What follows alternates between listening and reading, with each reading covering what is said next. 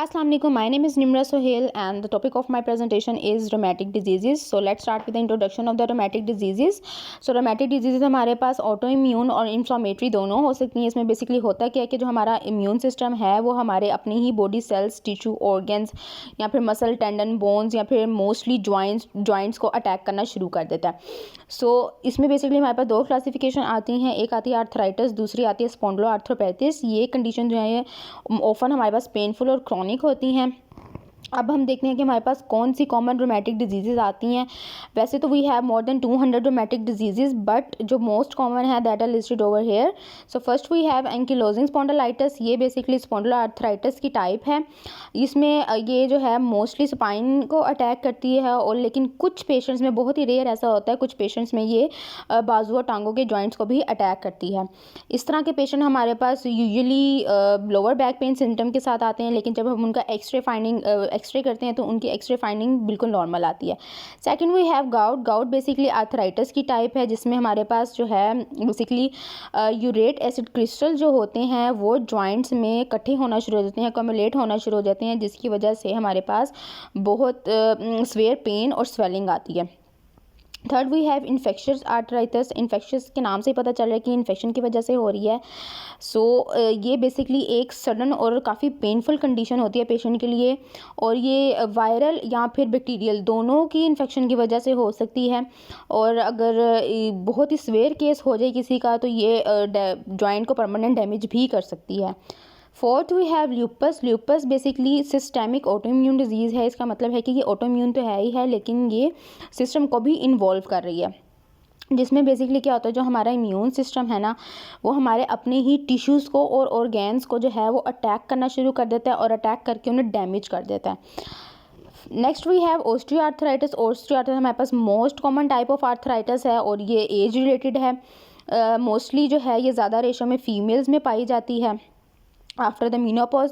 इसमें बेसिकली होता क्या है कि ये कार्टिलेज और बोन्स को डैमेज करती है, जिसकी वजह से बहुत स्वेयर पेन्स होती है जॉइंट में, और बाजुकात अगर ये स्वेयर हो जाए तो स्वेयर कंडीशन में चले जाए तो ये डिसेबिलिटी भी करवा देती है. Next we have psoriatic arthritis. Psoriatic arthritis basically psoriasis से निकला है. सोरेसिस एक स्किन कंडीशन होती है. सो ये स्किन डिजीज़ होती है. सो ये उन लोगों में होते हैं जिन लोगों में ऑलरेडी सोराइसिस हो. सो बेसिकली ये एक इन्फ्लेमेटरी टाइप ऑफ आर्थराइटिस है, जिसमें जो है ये सिर्फ उन्हीं लोगों को अटैक करेगी जिन लोगों को ऑलरेडी सोराइसिस है, और ये मेनली जो है स्किन को और जॉइंट को अफेक्ट करती है. Next we have rheumatoid arthritis. Rheumatoid arthritis एक ऑटोइम्यून इन्फ्लेमेटरी डिजीज़ है, जिसमें हमारा जो इम्यून सिस्टम होता है ना, वो गलती से बाय मिस्टेकली हमारे अपने ही बॉडी टिश्यूज़ को वो अटैक कर देता है, और जिसकी वजह से बहुत स्वेयर पेन और स्वेलिंग होती है जिस भी अफेक्टेड एरिया को वो अटैक करेगा. अब हमारे पास कॉमन सिम्टम्स कौन से आते हैं रोमैटिक डिजीज़ के. जॉइंट पेन और स्वेलिंग हो सकती है, जॉइंट में टेंडरनेस हो सकती है, पेन अपॉन टचिंग हो सकती है, फटीग हो सकती है, और लिमिटेड मूवमेंट की वजह से भी हो सकता है. और जिस एरिया को भी इफेक्ट करेगी ये डिजीज़, वहाँ पे हमारे पास रेडनेस होगी. और मोस्ट कॉमन जो इसका सिम्टम आता है वो आता है, पेशेंट हमारे पास आते हैं, कहते हैं कि हमें जॉइंट स्टिफनेस होती है अक्सर मॉर्निंग में उठने के बाद, जो कि 1 घंटे तक परसिस्ट करती है. अब हम देखते हैं कि हमारे पास कौन से कॉमन कोज हो सकते हैं रोमैटिक डिजीज़ के. रोमैटिक डिजीज़ के बेसिकली फैमिली हिस्ट्री भी हो सकती है, जेनेटिकली भी हो सकता है, लाइफस्टाइल चॉइस भी हो सकती है. जो लोग बहुत ओवरवेट हैं, जो ओबीज़ हैं, या फिर वो लोग जिनकी फ़िज़िकल एक्टिविटी कम है, उन्हें भी हो सकता है. ट्रॉमा और इन्फेक्शन की वजह से भी हो सकता है, नर्वस सिस्टम या फिर मेटाबॉलिक प्रॉब्लम की वजह से भी हो सकता है, और कुछ सर्टेन हार्मोन्स की वजह से भी हो सकता है. और अगर एक ही जॉइंट पे ज़्यादा स्ट्रेस दिया जाए, एक ही फ़िज़िकल एक्टिविटी बार बार की जाए, तो उसकी वजह से भी हमारे पास ये हो सकता है.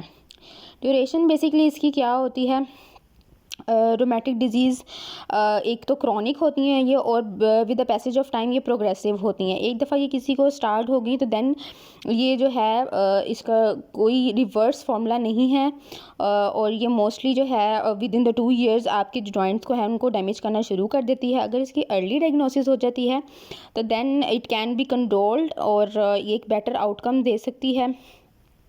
नेक्स्ट वी हैव इसकी ट्रीटमेंट ऑप्शंस.